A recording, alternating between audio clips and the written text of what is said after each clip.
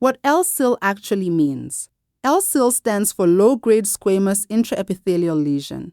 In the Bethesda System, it is a cytologic interpretation used when squamous cells show convincing low-grade abnormalities, most commonly in the setting of a productive HPV-associated process. Three related concepts must be kept separate. LSIL is a cytologic diagnosis, SIN1 is a histologic diagnosis, and HPV positivity is a molecular test result.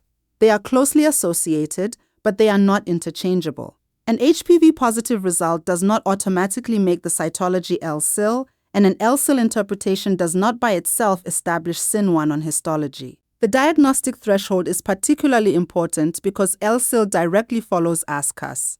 ASC-US is used when the squamous abnormalities are suggestive of LSIL but remain insufficient for a definitive LSIL interpretation. LSIL is diagnosed when the low-grade nuclear atypia becomes convincing enough to cross that threshold. So, in practical terms, LSIL means that mature squamous cells show convincing low-grade nuclear atypia sufficient to exceed the ASC-US threshold with or without koilocytic change. Core cytomorphology of LSIL. LSIL most commonly involves mature superficial or intermediate type squamous cells. These cells retain abundant cytoplasm, so although the nuclei are enlarged, the nuclear to cytoplasmic ratio is increased, but usually remains much lower than in HSIL. The nuclear abnormalities are the most important diagnostic features. The nuclei typically show convincing enlargement, hyperchromasia, irregular nuclear contours, and abnormal or coarsened chromatin. Nuclear membranes may appear wrinkled, indented, or angulated rather than smoothly rounded. These abnormalities should be assessed together rather than using any single feature in isolation. The classic nuclear size benchmark for LSIL is approximately 3 times or more the area of a normal intermediate squamous cell nucleus. Importantly, this refers to nuclear area, not nuclear diameter. The normal intermediate cell nucleus, therefore, provides a useful internal comparator when evaluating a questionable cell.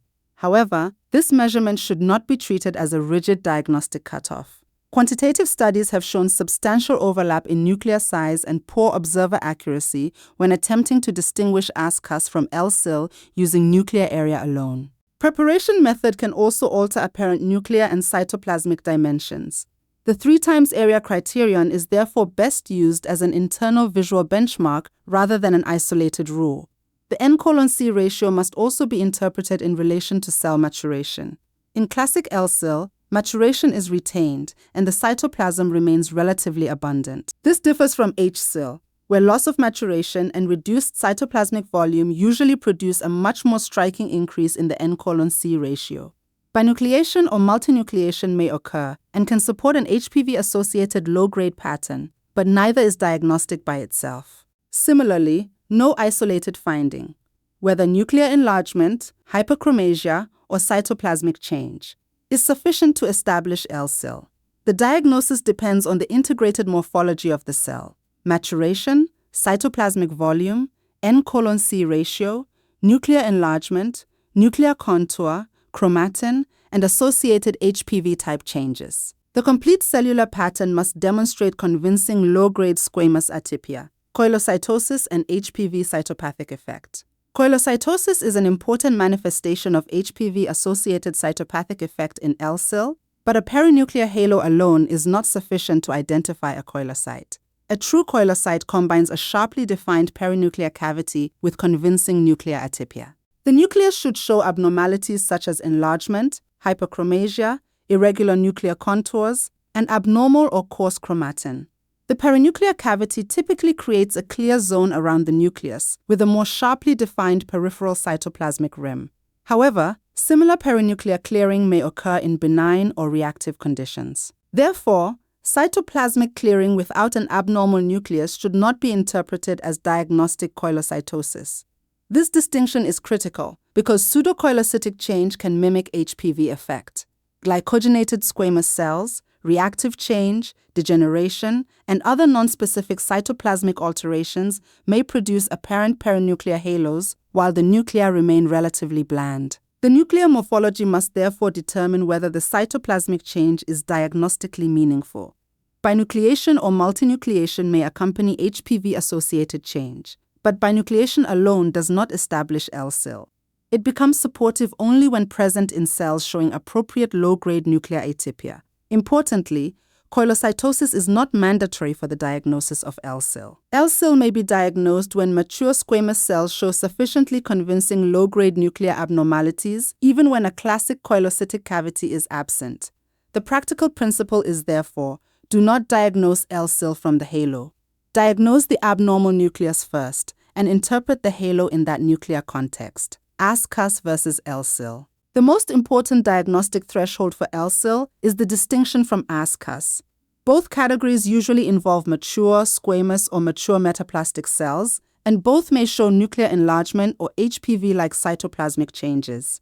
The difference is whether the nuclear abnormalities are sufficiently convincing for a definitive low-grade squamous lesion. In ASC-US, nuclear enlargement is generally mild. The N:/C ratio is only slightly increased, and hyperchromasia, nuclear contour irregularity, or chromatin abnormalities are subtle or equivocal.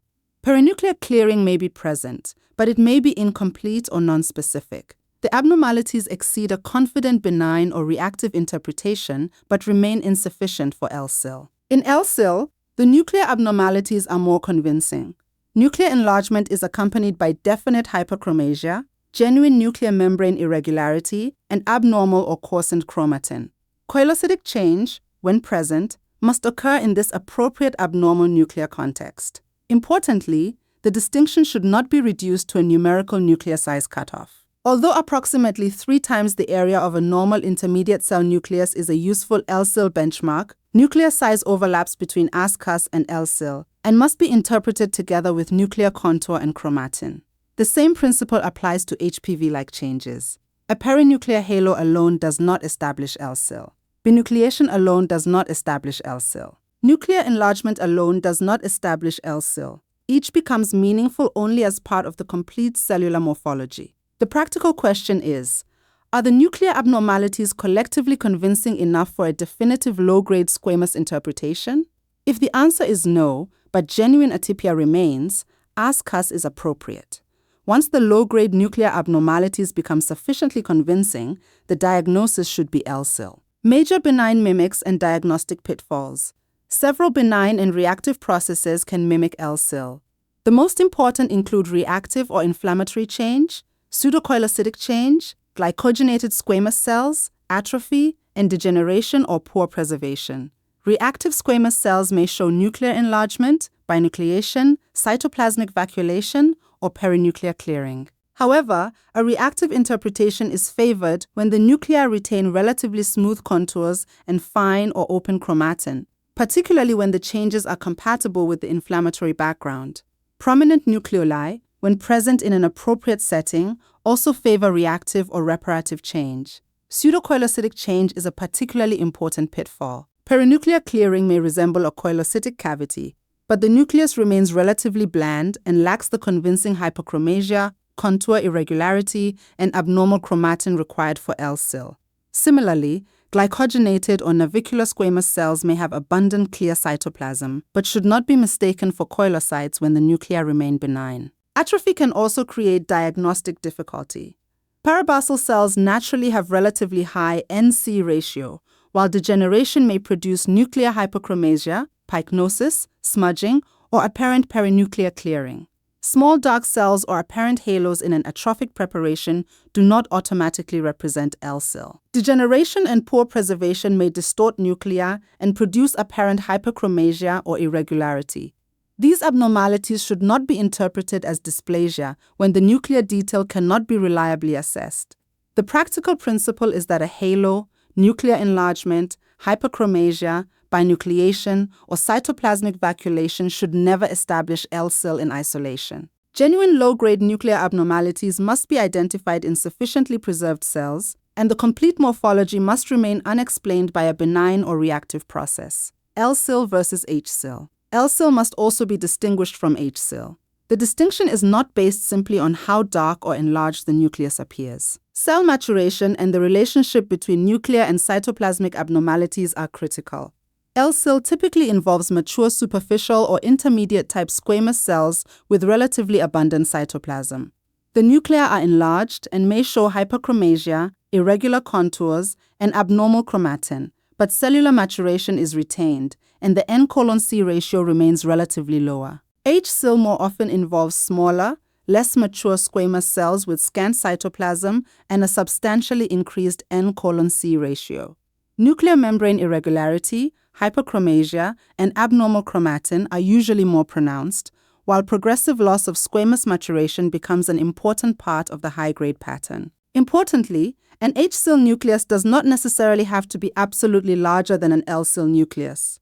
The striking increase in N:/C ratio in HSIL may result substantially from reduced cytoplasmic volume and loss of maturation, rather than simply from greater nuclear enlargement. Koilocytic change may support LSIL, but its presence does not by itself determine lesion grade. The overall cellular phenotype and nuclear morphology remain more important than the halo.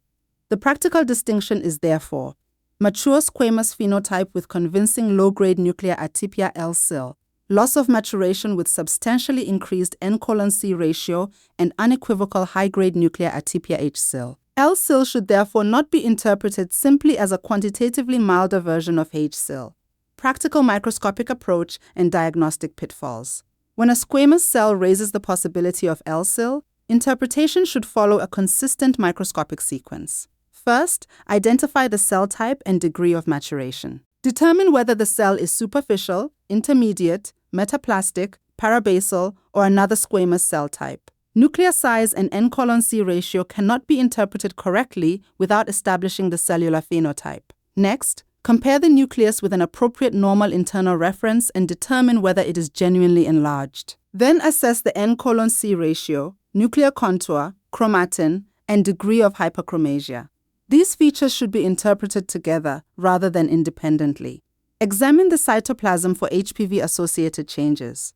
If perinuclear clearing is present, determine whether it represents true koilocytic change accompanied by convincing nuclear atypia rather than nonspecific or pseudokoilocytic clearing. Binucleation or multinucleation may support the interpretation, but should never establish LSIL by itself. Then assess the context and preservation.